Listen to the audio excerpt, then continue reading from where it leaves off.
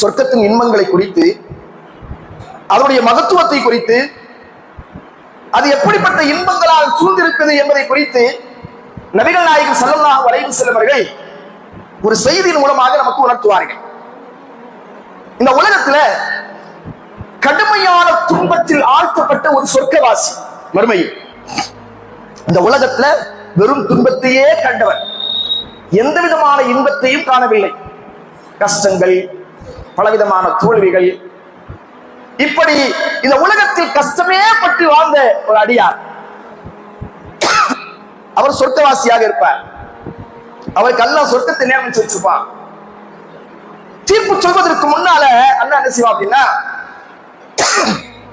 கொஞ்ச நேரம் சொர்க்கத்துக்குள்ள போயிட்டு வாங்குவான். அல்லாஹ் கொஞ்ச நேரம் சொர்க்கத்துக்குள்ள போயிட்டு வாங்குவான். போயிட்டு வந்துருவாரு. போயிட்டு வந்த பிறகு அல்லாஹ் கேட்பானா, அப்ப உலகத்துல உனக்கு இவ்வளவு ஆண்டு காலங்கள் வாழ்க்கையை கொடுத்த, இப்படி உலகத்துல இவ்வளவு ஆண்டு காலங்கள் வாழ்க்கையை கொடுத்த, அதுல என்றைக்காவது உனக்கு கஷ்டம் ஏற்பட்டு இருக்கிறதா? அல்லாஹ் கேட்பானா, யா இவன் ஆதம், ஆதமின் மகனே, உலகில் நீ எப்போதாவது சிரமத்தை பார்த்தீரா? எப்போதாவது உனக்கு ஏதாவது துன்பம் ஏற்பட்டதா? யாரிடத்தில்? வெறும் துன்பத்தையே பார்த்து வாழ்ந்து மரணித்து அந்த அடியாரிடம் அல்லாஹ் கேட்பான். கொஞ்ச நேரம் சொர்க்கத்துக்கு போயிட்டு வந்த உடனேயே அல்லாஹ் என்ன கேட்பானா? கேட்பானா? கேட்ட உடனே அவன் சொல்வானா, அவன் சொல்வான், அல்லாஹ் சத்தியம் என்று சொல்லு, எந்த துன்பத்தையும் நான் உலகத்தில் அனுபவிக்கவே இல்லை. எப்படி சொல்லுவான்? உலகத்தில் நான் எந்த துன்பத்தையும் அனுபவிக்கலையா அல்லாஹ்? யாரோ நான் மர்ரதி ஒரு துன்பம் எனக்கு ஏற்பட்டதில்லை, ஒரு கஷ்டம் ஏற்பட்டதில்லை.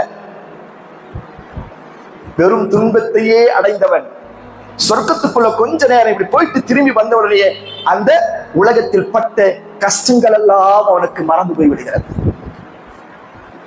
உலகத்தில் அவனுக்கு ஏற்பட்ட துன்பங்கள் எல்லாம் மறைந்து போய்விடுகிறது என்று சொன்னால் அந்த சொர்க்கம் என்பது எவ்வளவு இன்பகரமான ஒரு விஷயமாக இருக்கும் என்பதை அல்லாஹ்வுடைய தூதர் இந்த செய்தியின் மூலமாக நமக்கு சொல்லித் தருகிறார்கள். மாணவர்களே, இந்த சொர்க்கத்தின் மீது நாம் ஆசைப்பட வேண்டும். இந்த சொர்க்கம் தான் எனக்கு வேண்டும் என்று நாம் நினைத்து விட்டால் போதும் சகோதரர்களே, இந்த உலகத்தில் நாம் எதையும் இழப்பதற்கு தயாராக இருக்கும். தியாகங்கள் புரிவதற்கு நாம் தயாராகிவிடுவோம். சொர்க்கத்தை பத்தி நம்ம சரியா விளங்குறது இல்லை. சஹாபாக்கள் விளங்கி கொண்டாங்க.